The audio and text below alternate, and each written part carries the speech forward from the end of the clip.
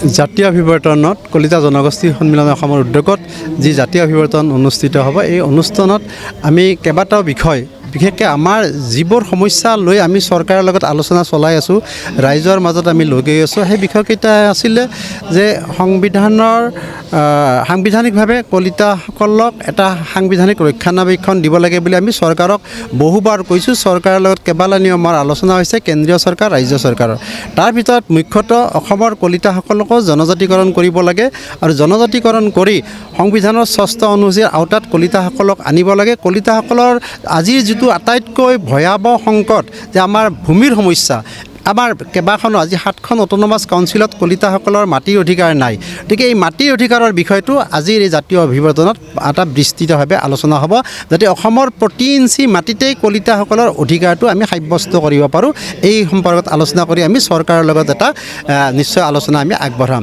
দ্বিতীয়তে আমি কৈছোঁ আমাৰ ৰাজনৈতিক অধিকাৰ বৰ সংকুচিত হৈ আহিছে। মাটিৰ অধিকাৰ য'ত নাথাকে তাত ৰাজনৈতিক অধিকাৰ থকাটো আৰু হাস্যকৰ কথা। গতিকে মাটিৰ অধিকাৰৰ লগতে ৰাজনৈতিক অধিকাৰৰ কথাটো আহিব। অট'নমাছ কাউন্সিলে নহয়, লাহে লাহে এনেকুৱা হৈ আহিছে, ৬ জনগোষ্ঠীৰ জনজাতিকৰণে আমাক আকৌ আমাৰ ভয়টো দৃঢ় কৰিছে। আজি যিমান বিধানসভা আৰু লোকসভাৰ চিট সংৰক্ষণ হৈ আছে, ৬ জনগোষ্ঠীৰ জনজাতিকৰণ হোৱাৰ লগে লগে মোটামুটি ৫০-৬০টা সমষ্টি বিধানসভাৰ সমষ্টি সংৰক্ষণ হ'ব। গতিকে আমি এইটো কোনো কাৰণতে নামানো। কলিতা জনগোষ্ঠীক জনজাতিকৰণ কৰাৰ পিছত সংৰক্ষণৰ ব্যৱস্থা যদি কৰে আমাৰ ক'ব লগা কথা একো নাই, কিন্তু আমাক বাদ দি, কলিতাসকলক বাদ দি বিধানসভাৰ সমষ্টি বা লোকসভাৰ সমষ্টি সংৰক্ষণ কৰাটো আমি কোনো কাৰণতে নিবিচাৰোঁ। সেই বিষয়টো আজিৰ এই জাতীয় অভিৱৰ্তনত আহিব।